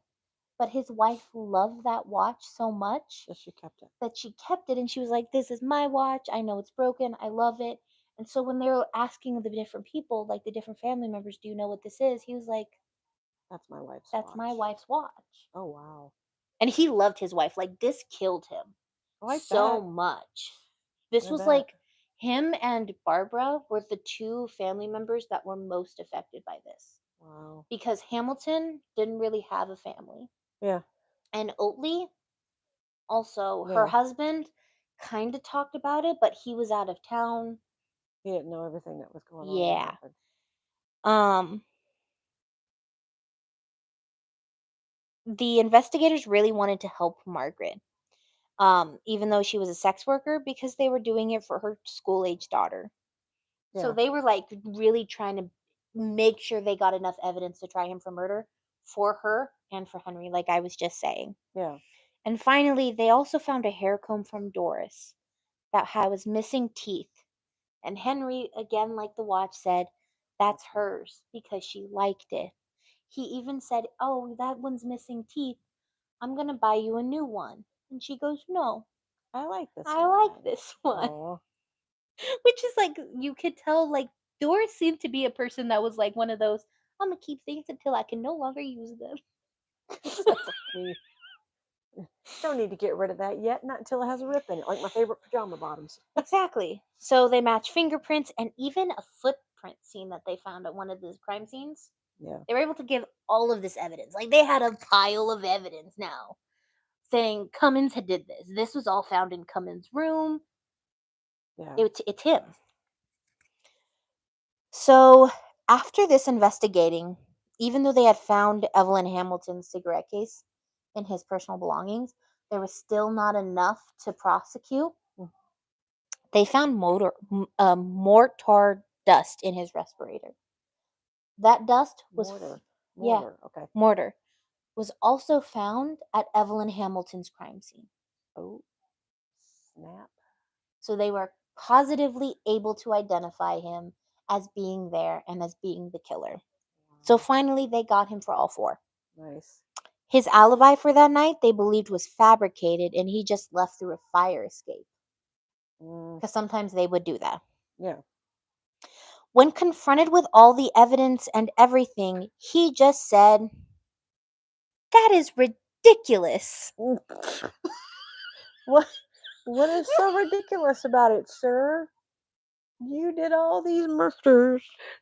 How is that His ridiculous? response to being Stupid. charged with murder was, "That is ridiculous." I could see him just going like this. That is ridiculous. Why The do I fact, picture his hands are on his hips? Ay, like a no. petulant child. Yes. And stomping the foot. You gotta stomp that foot too. Oh no, my personal favorite is just the fact that they found bloody shirts. And he's like, "Me? Kill somebody? Never." What are you on, people? Oh, let's scroll up. It did. Oh, hi, Willow. What's Okay, up, Mama? so, um, that is ridiculous. His wife was also shocked because she said nothing would stop him from becoming a pilot.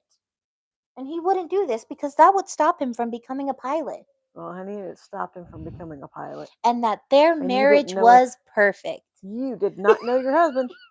He would only visit her for a couple of hours and then lie to her and then be like, I gotta go because I have a hot date. So Cummins went in April to Bailey's courthouse, Old Bailey's courthouse, which is a famous courthouse in Yeah. England. A couple of weeks later, though, a mistrial was declared after the jury was given access to the wrong victim's crime scene. Oh So they had to no. declare a mistrial. Cheese and crackers.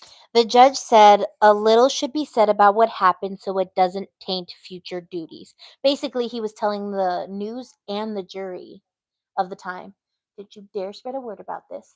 Yeah. We are not going to talk about this. You could talk about it after we have another trial. Oh wow. And you know what? The news didn't report on it that much. Again, they didn't really care about the fact that this guy just killed Yeah. 4 women. So the full truth would be released later after another case. So they finally released all that information later. But a new jury was sworn in. On April 27th, the new jury was sworn in, and Cummins took the stand.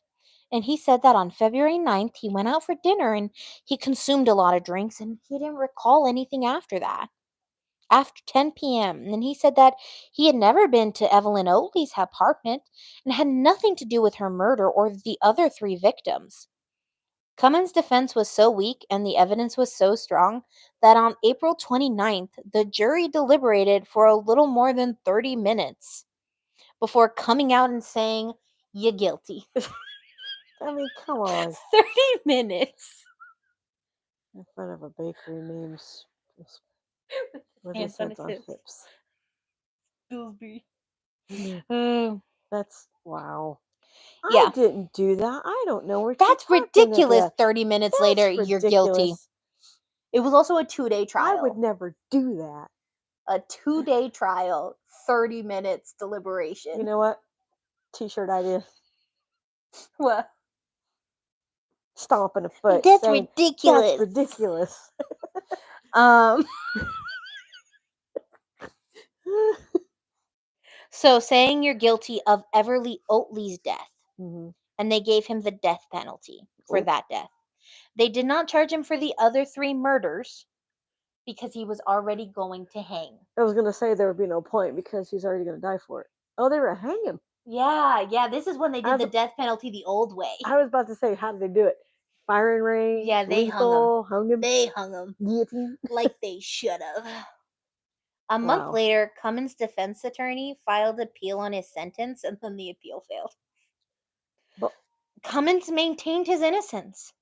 I Said didn't I do didn't do that. it. That's That's ridiculous. ridiculous. And on June 25th in 1942, Cummins was hanged at Wadsworth Prison. Um so he was hanged, like they dropped him, and then right after they did that, air sirens went off warning that Germans were coming to bomb the city. Oh, Jesus. Wow. There was no explanation as to why he killed those women. He died after they hung him. Well, of course. He died. Germans bombed England a little bit more. And then we don't know why he did it. We don't know why he did it, what We don't want caused to. him to do it. Wow. He just killed a bunch of women. He It's going he to. killed 4 women, almost 6. It's the 40s. You right. What in the world? And so that's the Blackout Ripper. Okay. I don't like him as much as I did the Bayou Strangler. Sorry. I No, I didn't mean, like the Bayou Strangler. Let me rephrase that. the Bayou Strangler was able to he took accountability in just a little bit. Granted, his accountability was they were trying to attack me. Uh, Coward. I'm This guy, sorry, on the but other if. hand, was like, me kill? Ridiculous.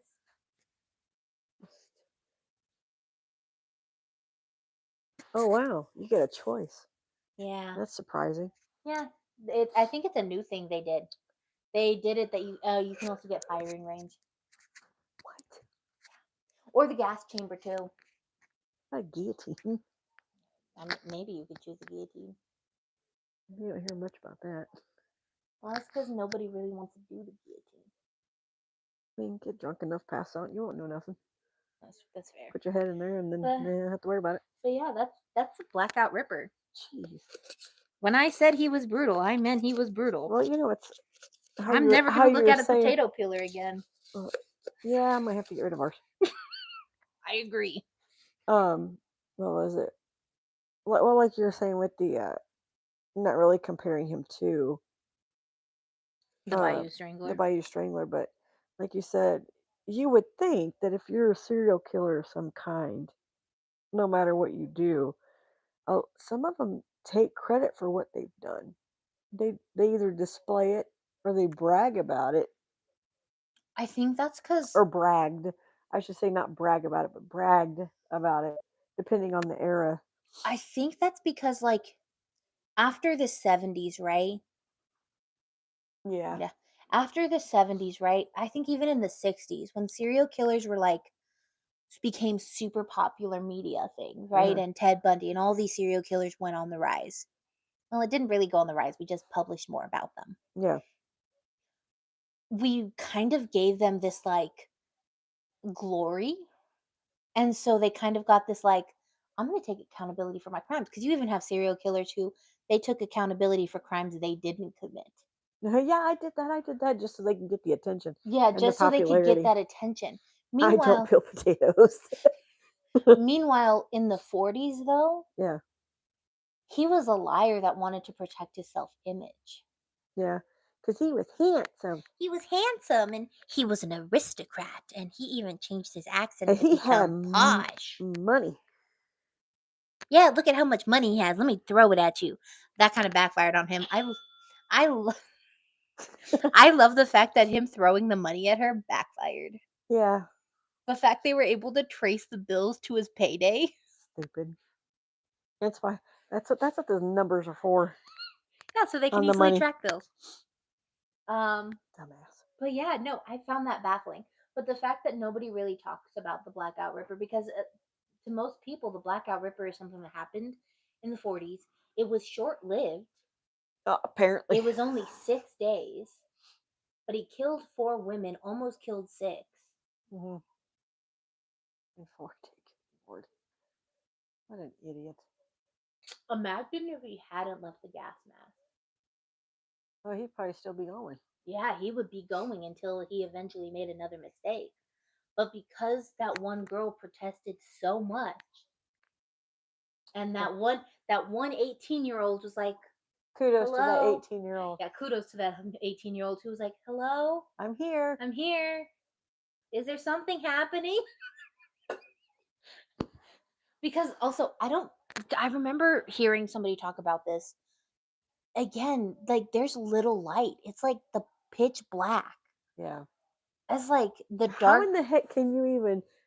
How? I mean, if they have to have blackouts because they don't want the Germans to know where they are, and this is all going on, how they? I mean, well, then it doesn't help with the 18-year-old and his flashlight. Mhm. It's supposed to be blackout. It's like, how can you even see that?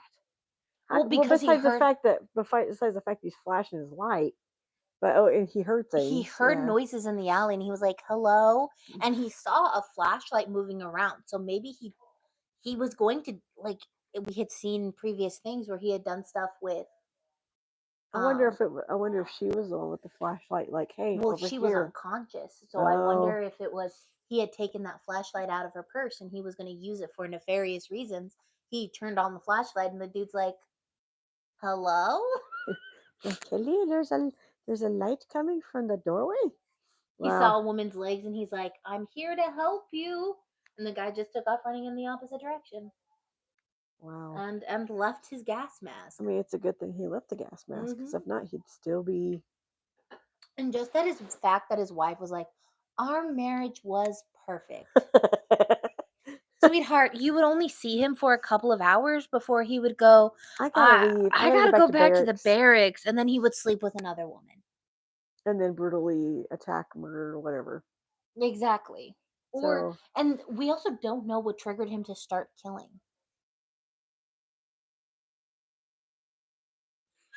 Envisioned a oh person. yeah, Hello? hello, Hello? or Willow going down the stairs. Hello? Hello. Hello? Yeah, no, because like it's pitch black. Like a lot of people say in England, when it's dark, it's like the dark that plays tricks on your eyes. Oh, okay. It's not like it's not that kind of like dark where you can actually kind of see. It's that dark where you're seeing things, shadows moving in the dark, even though What was there's that? exactly like that's how dark it is. Wow. So no wonder. And that's the saddest thing to me is that Evelyn was so scared of the dark. that Does she have? she was I like need a partner. I need a she's like, I companion. need someone to sleep with me. That is just so sad. Yeah, And it the fact is. that she thought she was like, "Oh, it's an airman." Because I'm this is during the safe. yeah, this is an airman. I'll be safe. Nothing bad will happen to me. No, you're wrong. And then he used a tin can opener That 12 times. that is very sad. To one for her to feel that way, she didn't have to deal with him. She didn't have to yeah, exactly. She didn't have to deal with him. She just could cook him a dinner. Wow, that's so sad. But yeah. So that's a Blackout Ripper. Like I said, you're not going to be able to look at. Also, the nail file is also another one that gets under my skin. Literally. Bada boom. Wow. But here, Wrong one. we'll do a clap. No, because that's the drums. I don't have one that does the whole thing. Da dum bum. I don't have that one. We have our own sound effects. But we can have for them catching him Yeah, for them catching him. and being hung. Good. Also, I love the fact that they had a mini Sherlock Holmes. Like they had the human embodiment of Sherlock Holmes just being like Grenade. involved in the case. He was like, I've got to solve this murder. I'm like, he was doing the autopsies. Can you imagine? Like, he did the autopsies for the 4 women. Can you imagine him just being like, I need to find out who did this? We found him. He left his gas mask. I wanted to be the one to find him. I wanted to I trap was him. supposed to be the Sherlock And then Holmes. that other dude, just the fact that he was like, you know what? I'm going to ID other people in the criminal database. He's like, it's not one of them. That's like forefront thinking. Yeah, better than the. That's better than most. What was it? Was it the Bayou Strangler that they were like, oh no, we don't think it's him. It's Oh better. It's yeah, better thinking. he was Better thinking than that one. he wasn't on a convicted sexual predator thing. He was just on an accused one. So Yeah, we're not going to look at the accused. We're only going to look at the ones that had have issues that that had. had went to jail for it. Yep. Meanwhile, in like this, what was it, the early 90s, he's gonna kill. Climbed out of the dude climbed out of his window and he's like, he's gonna kill me. Oh yeah. But because he didn't show up to trial, they were like, you're free to go. Sometimes the justice system. And always remember, no means no. No is a full sentence. No is a full sentence. We're gonna put that on a shirt. Yeah. Also, I cannot wait until we talk about the next episode. What's the next one? Albert Johnson, the Mad Trapper of Rat River. Is that the one in Louisiana? No, Oh, fine. this one's in Canada. Oh, jeez.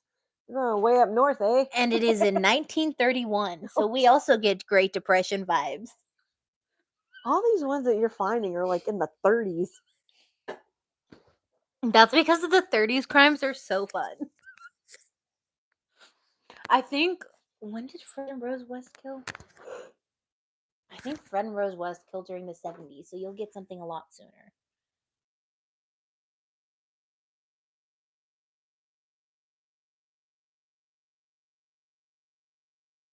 I had a customer assume I was pregnant.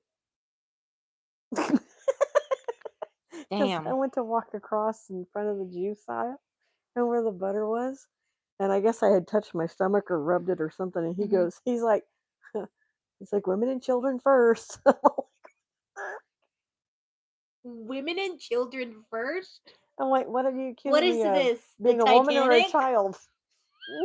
I mean, I know I'm short, but dang.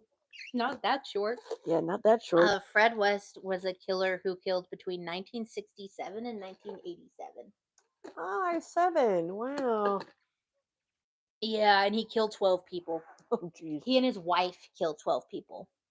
His second wife. You don't want to know what happened to his first wife. Not Actually, really. you're going to find out what happened to his first wife.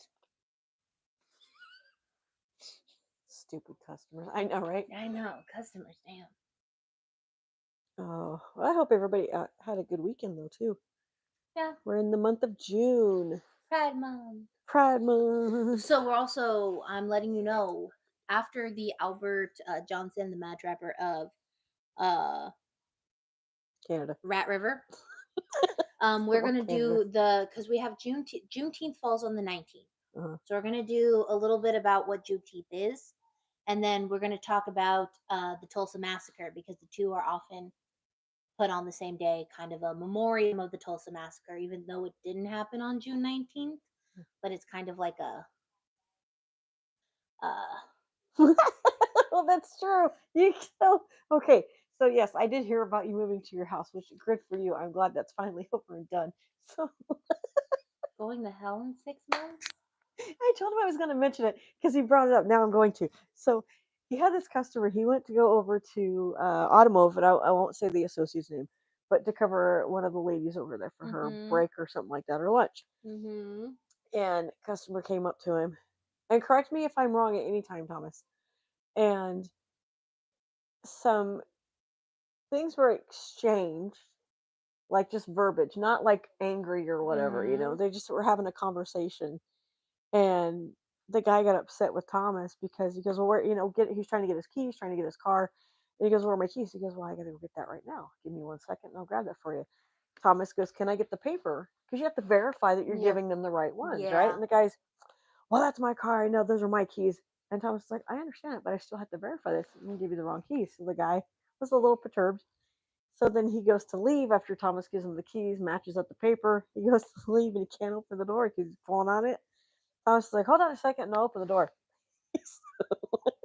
So the guy turns around and looks Thomas right in the face and goes, "I condemn you to hell in 6 months." So Thomas ain't going to lunch. He's going to hell. Oh my So god. he has been condemned to hell in 6 months. So he goes up to Amanda and he goes, "Hey Amanda, can I put in a notice right now?" And she's like, and he tells her what happened, and she goes, "No." She's like, no, you So now, cannot. so now the joke is that he's been condemned to hell in 6 months. We will see what happens in 6 months. If Thomas goes missing, we'll know what happened. Exactly. Do you know remember what the guy looks like so we can get a description? Yeah, Actually, worst comes to it'd worst. be on camera.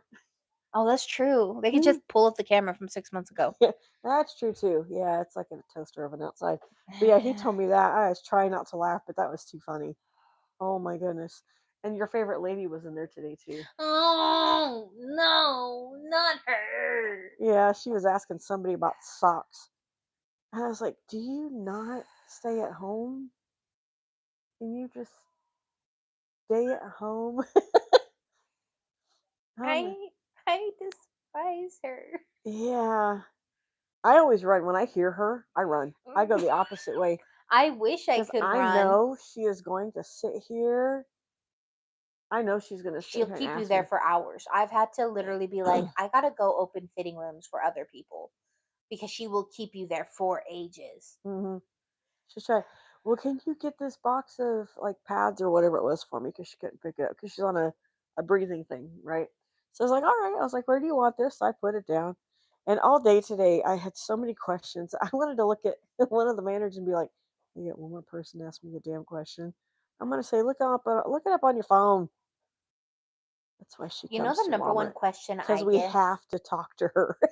No, we technically don't have to, but it's good customer service. Do you know the number one question I get, which I think is different from everybody else in the store? What? Where's the underwear? Oh my lord. We had a lady like that when I worked in wireless. Ask Carlos about the blue eyes sometime. Okay. When I I'll say him, I remember to think ask him. he's on vacation right now, so Yeah. I'll have to ask him when he gets back. But oh my goodness. I mean, and she seems like a nice lady. And I kind of agreeing with Thomas that she's lonely, so she gets out of her house. But where would she have to come to Walmart? Couldn't she go to like Can't she go to like Target? Target or something? Yeah. I just don't. Oh, and heads up, if people who do crafting and stuff, Hobby Lobby is putting out their fall stuff. So maybe one of these times, Abigail and I will have to go to on a Hobby Lobby haul and take you all with. Yeah.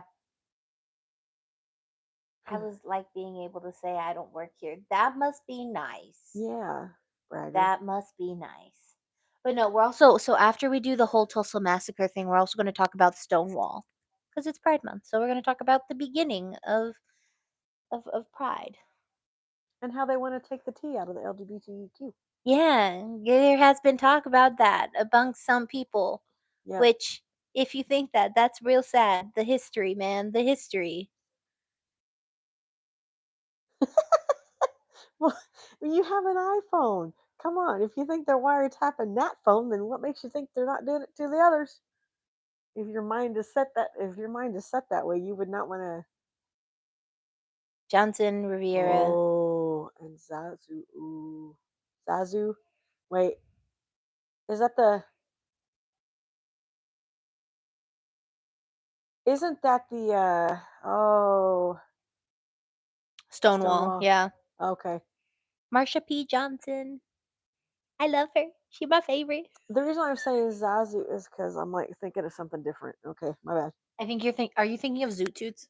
No, I love zoot suits. Those are Zoot pretty Suits cool. are amazing. Those are One of awesome. these days I'm going to talk about the Zoot Suit riots, Yes. which by the way was insane and also totally unjustifiable. Who was it? No, okay. So the thing that I'm thinking of, because I've seen since I see Zazu, I am literally thinking of the wrong thing. So it was the thing Mm, with Ghost Adventures where Zach and them went to Oklahoma City, mm. and the guy that was there, he had the Ouija board, and um, Zu- Zuzu. no, it wasn't Zuzu. Zozo. Yeah, Zozo. that's what I'm getting confused. Sorry. We had to start denying her returns. She returned like 5 or more in my time there. Wow. Damn. I wish the police. You know what? I think the police aren't as interested in me. But I told Justin just to beware, just to watch his search history, because I was in the same room as him when I looked up how long does it take to strangle someone. And he's all playing games behind her. Yeah, That's too funny. pretty. I don't I'm think pretty sure I have gotten put on an FBI watch list after doing this podcast. we need to watch this one right here. Those yeah, that's it. Thank you. Hmm. Yeah, you were correct. Zozo. I don't know why I was thinking about that. Yeah, we're gonna talk about the Stonewall riot. We're gonna talk about the beginning of Pride. And those of you who don't know, I actually found out that November is um Veterans Appreciation Month.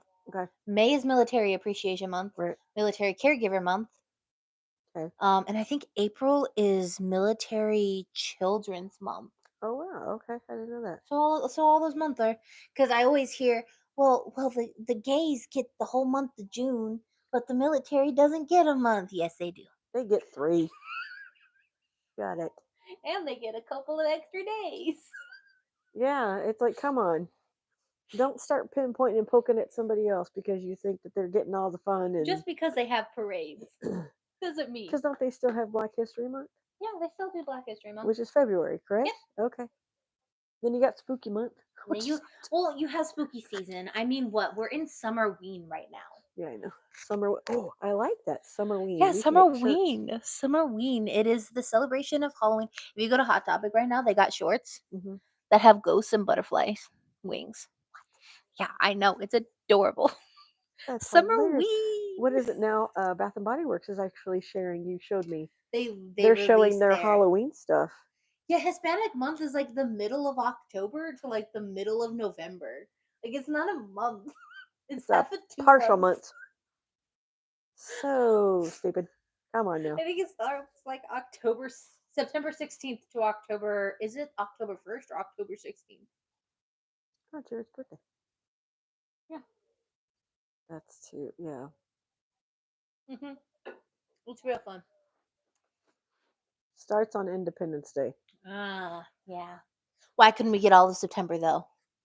I don't know. That's y'all's problem. I'm just kidding. That's true. Damn, we need to fight harder. Hi. Yeah.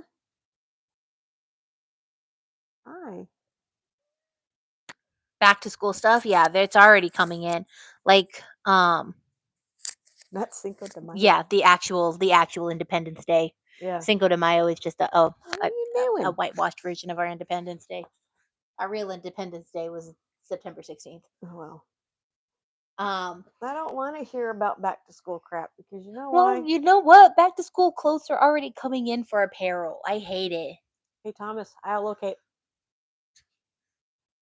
That's all I'm But saying. that is a good point, Angela. They do have all the colored pencils. All the colored pencils and pencils. They have the good colored pencils that come out. So glad I don't have to work. I don't work in stationery because that was one thing I freaking hated every year. Was that putting the train up, putting everything in the stupid ass train, making sure it was all in the right freaking spot. Because you know what? Customers can't put shit back where it goes. Do you do that in your house? Can I come to your house and mess up your house and move things around? I think not. Somebody's a little spicy when it comes to stationery and back to school. I hate back to school. I don't even want to look at it. But because I'm the aisle locator, guess what I have to look at? Back to school crap. You know what I hate? The day after Black Friday. Do you want to know how many go back boxes we got on the day after Black Friday? A lot. 5 break packs worth. Make me a list of it. 5 break packs. That's not bad. I mean, was it a lot of tiny stuff? I'm asking. That's why I stopped myself before I said something stupid. Yes. Okay, there you go. So that does suck. If it's all tiny things. His Battle of Pueblos. Nope, I hate aisles and the cool ass colored pen and fine tip markers. Make me a list, laugh out loud. All of it. I hate doing it because we would try to stick to mod and they just wanted us to shove stuff out. Yeah, they do that now. They Thomas, still you'll do go that. broke, laugh out loud. No, they still do that. It is the most infuriating thing. And then they're like, hey, Michelle, you should go over there and allocate that. No, I walk by it and look at it and walk right away. It's not in the action alley. It's, It's not not, my problem. yeah, it's not on an end cap or an action alley, which, by the way, we learned something new today. I think I kind of told you. It's annoying because they can't find. No, real, I know. Mm-hmm. Yeah, and then I have to hear it from the OPD associates because they can't find it. And then that's where a whole lot of nail picking happens. Which today I learned about our whole system changed No wonder our system's for been glitching out. nail You're the picks. cause. It's my fault. It's Monday. Blame it on me. So, um, it's like in different sections now. You have to go to Ops portal, which I could still get to. I just can't get to that. And then you follow through and get to a certain spot, and then it's supposed to pull up for you, like the missing location report, and which one was it that we had to look at? Oh, I mean, we looked at all of them today, but it showed how many people, like no joke, and it is mixed in with Spark drivers. So the online sales is Spark and OPD. And then I seen that Justin nil picked 4 things. And I'm like, what do you nil pick? I'm like, I always joke with my son because, like, why'd you nil pick that? It's right there. It wasn't there yesterday. Yeah, but it's there now. You know? And when we do, and what I mean by nil pick, people don't quite understand. If you don't work for Walmart and do it, the aisle locating or what we do, pretty much what happens is, let's say you go to go find this on the floor. This is in your list to OPD pick it. To pick it, you go over there, it's not there. You click item not found, it goes to a nil pick. And then I report it. Well, now, and that would tell me that Abigail nil picked it because it would give me her sign on. I know you do. Stop it. AKA someone didn't look. And I agree with that Meanwhile, part too. I'm the opposite. Yeah. We go look for everything. And so let's say she nil picked it. So right Got now, my feelings. I didn't nil pick anything. let's say that for this instance, it's not there. She couldn't find it, so she nil picks it. But then I go find it, and it's literally right there. And part of the issue is customers will pick it up. Could be one, and they move it a few, you know, a few spots over, Yeah. and it's literally right there. So then she gets in trouble because she nil picked it and it was sitting there. Well, Which now it does not tell me. It does not tell me who nil picks it. My job now is I print off. They are to print off the missing um, location items. mm-hmm. They're to print that off for me, and I have to go around the store and find it. And Ah. that's even going onto the sales floor, like on the aisles too. I was like, that means I have to hand. Now you gotta do the I have to no hand. location. Well, now I have to do one. Yeah, pretty much is what I'm doing. But it's Yeah. also, yeah. You're gonna have a fun time in apparel. You have a phone call. Okay, ma'am. Thank you for jumping on. Appreciate you a You're gonna lot. have a fun time in apparel. Well, a lot of it though is grocery. They say so. I'll tell you this much at the top. It tells you how many missing locations, which was 111 for our store, and that was for the 31st. The department 95, which is grocery.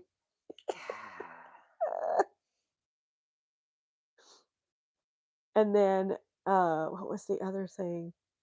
And it shows the amount like Mm, of sales for that day. So on the 31st, we had over 11,000 in sales. There was 111 items that were not located, and then Department 95 was the worst. yeah. So it now tells you that. So now they can pinpoint What problem? what where the problem is, which I like that idea. But Because everyone blames it on apparel. Because I know. well, not just apparel. We They're also blaming it all on OPD, saying it's OPD's fault that they're not yeah. looking. But Which today somebody didn't look. when it comes to aisle locations, though, I do think that they blame I think apparel that's why for a the lot of lack people of do oversized. yeah, they blame people for apparel for the lack of aisle locations. Mhm. But we have gotten to the point that we just see an OPD associate and go, "You need help finding something," and Yeah. usually we just help them find it. Which it makes a lot more sense because, like I've told them, and I've told everybody's like, okay, they move things constantly. They can't. They can aisle locate the racks, Hmm. but the end caps are constantly being moved. They can allocate one thing on there or like maybe five. I would say, if anything, you guys allocate 10 things on an end cap. That way, at least somewhere Hmm. it's there, whether or not I'm allowed to laugh out. Wendy told you were allowed to do oversize or to nail pick. Wendy needs to stop. She's the boss. But No, I find it hilarious how I am rarely on. I think on your nail pick report when I go pick for OPD. you never have been on my number pick report. Exactly, and the few times I have gone and picked, I have kicked every single one of OPD's butts. Mm-hmm. I get like 100 and what was my last one? 171 pick rate 100 and doing 2 regular ambient pick walks. I No, think doing 2 chilled no, it was walks. 194 the first time, and then the second time is 177. Oversized. Oh, okay. But yeah, so I mean, it was getting blamed on OPD, and now it's like, no, don't blame them because they're obviously finding things, and And so now is it's grocery needs to focus on their aisle locations. yes, they do. Don't blame it on apparel. Yep, it does. So now they were at so our end cap accuracy was 94%, which yay us, and then the action alley was 86. Boo, but we'll get there. I shouldn't say boo. We'll get there. I know we can do it. Eventually. Yeah, better start now. Yeah. But Because yeah. because even one of the other team leads for grocery Yeah, Rob. actually, yeah, Yes. Yeah, Rob. yeah, Rob, make a T-shirt that would look good on this. Rob Owl locating, but who did I tell it to? And they started laughing because they loved it. Robert, I'm trying to Robert. He starts laughing. Yeah, Yeah, yeah, cuz Robert gets it. yep. But no, the next week's episode I will say feels very much like a movie. There is no background on the man If it's behind. like a movie, we should do. I have an idea Huh. for the video. Hmm. If it will let us do it, I don't know. I'm gonna have to figure it out and see if it will let me do it. Because normally, I'll show you. So like when you go to the little arrow right here, Uh-huh. it lets you do effects. Okay, we can We see. could do a movie effect. If it's like a movie, you gotta do a movie I will effect. say it's like a movie in the fact that you never know what's gonna happen next. We're doing a movie effect. We're doing it. Because also I will give you this little tidbit. Albert Johnson is not actually Albert Johnson. We have a dude that lies to us. I mean, everybody has lied to us so far. Oh yeah, everybody has lied to us. I mean, this case was a perfect What is it? example. You lied to me? Everyone has lied to us in this series. Liars. A first Yes, case, movie effect. Yep, want to do a movie the effect. trunk murderess lied to us. I mean, Escape prison how many times? No, not prison. The mental institution how many times in Arizona? she was just stealthy. Then sued her. Yeah, that's pretty funny. Um, Let's sue people after we escape. the trunk murderess. Then you have the Bayou Strangler. And then we have And just think, during spooky season, I'm probably going to use that movie effect a lot. yeah, during spooky season I we think might that'll be doing fun. that a lot. I think it'd be fun Yeah. because Yeah. you like the picture that comes with it. Like I said, brains, creativeness. But we are doing a Yes. movie effect for the whole because it does, like I said, this case did inspire actual movies. And it also inspired poems, songs, What the frick? plays. It is a huge part in Canadian history. Cheese and crackers, Everyone in man. Canada knows about this case Why I would think so. because of how wild of a case it is. All right, all Let's right. just say there's freezing temperatures, there's dynamite, there's running from the police. There's Oh yes, I showed him the picture for today. oh That yes, it has the knife the and little the knife movie and the thing. thing. Yeah, Yeah. yeah. And as I said, she's the brains behind the stories, and I'll do the creativity on the. Yeah, because like I think today I'm gonna be writing the Tulsa massacre and the Stonewall one today after we get done Yeah. because the Fred and Rose case is a bad one. Even though I know it's bad to say that they only killed 12. Only. Yeah, only. Um, it's particularly brutal, and I'm gonna need to take a lot of breaks. Okay. And I'm gonna need a break after doing theirs. And then what was the one after that? So Fred and Rose is going to be 2 weeks worth. Yeah, it's gonna 2 be Mondays. 2 weeks worth. And then July 1st. What did I? It's on my calendar. Right here.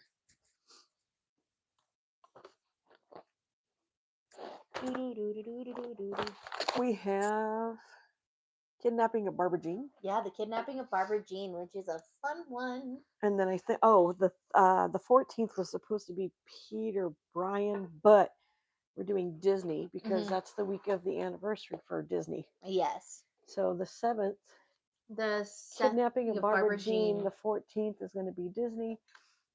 So I might bring out some little Disney things, but it's only for the park. Also, So I will say I that. might this if I got enough, I might buy us some fancy new podcast equipment, and we might get a nice little cool microphones. We might have to also go to the table over there and we're not gonna be on our I couch. think we're gonna be moving our spot to our dining room so that way we can have a little bit more space to kind of stretch stuff out and do things. Yeah. But so next, we all know Next is week the Mad Trapper of Rat River. Yep. Albert Johnson, or so he says. Or so he says. Liar, liar, pants on fire. And then we have Juneteenth and Stonewall. Yep. 2 historical events during June, which are kind of important. Mhm. And then Fred and Rose West. And if I type up Fred and Rose West, and it's because I think the longest case we've done was 17 pages, the Bayou Strangler. If it is longer than 17 pages, it's going to be a 2-parter. So then I would do it to where maybe 10 pages each time. That If way, if it's 20 pages, it might be 25. And if it is, we'll just cut it in half to where it's. Because, like I said, they had a 30-year killing spree. Cheese and crackers. Yeah, it was. Cheese and crackers. Cheese and crackers is just the least of it. They actually suspect a lot more people died by them. Oh wow! But they can only tie 12 to them officially. Wow. So yeah, Fred and Rose West. So the thing that gives me nightmares. Right? Maybe I can try and figure out how to post on and just do a post on here and list each month what we're going to talk about. And if we happen to change it, we'll let you guys know the day before or the day because we have it pretty much shaped all the way up out to November. I think November, yeah. Because I know I'm super excited. I can't wait till September 1st. Oh, that's true. But you will you be here at that time? I think you were If going on vacation. if we go on vacation on September 1st, we'll just re-record, like pre-record the episode Okay, on do it. like Sunday or something like Okay, that. when you get home, Yeah, because September 1st is on my favorite. and then Edmund Kemper. I think John and oh dang it, pre-film. Yeah. Yeah. So I've already heard a few Disney haunting stories that I found on social media that I can write out and tell. But I'll look up do my research, and then Mm-hmm. for next month it's the 70th anniversary for that. So on the Mm-hmm. day that I do it for Disney on the 14th, it's only going to be about the park. It's not going to be about well, that won't come until December because it's his birth month and death month because he like In died December, 10 right? days after his birthday. Yeah. So that'll be December. And in December, we're also doing Krampus. Wow, wow. I know. I'm gonna have to find like a Krampus out. Not for me. I'm talking about for the picture. We could try to stick the dog in a Krampus outfit. Yeah, she will not go for that. She'll be fine. I've dressed her up in outfits before. Stop She that. has her little. She has what? Her Christmas dress. She put her. She's all what? The dog just Christmas stuck her dress. head up and stared at us. So, what are you eating? Why? Why? No, come you little fart. What do you eat The stuff animals are for? having a blast. Stupid. Eats crap off the floor, which is not smart, Willow. You just whatever. All right. All right, All right, kids. it is time for us to go. Yes. Sayonara. Sayonara. Hope you enjoyed the Blackout Ripper. Adios. And please, Subscribe, share, and like. And go over to the podcast because this is on J&M's until we get 50 subscribers, which now we have 16. yeah, please don't, brutally murder people. Yes, let's not do that. We don't want it coming back to haunt her. Yeah, it will haunt me. I've already started having the nightmares or again that I either one used of to. us. Remember how I said before I took the break that I was getting nightmares? The nightmares have begun again. Oh, great. So we're going to have a happy post and a happy video one of these times. That's why I'm writing so far in advance. So Because I when can give when we get myself some nightmare. when we hit our 20th episode, then we'll have our Q&A, next Q&A on the 21st episode. Yeah. All right, kids. Love you all. Thank you, Angela and Thomas, for being on here. Really appreciate you, and I appreciate Bye. everybody that watched. See you later. Bye.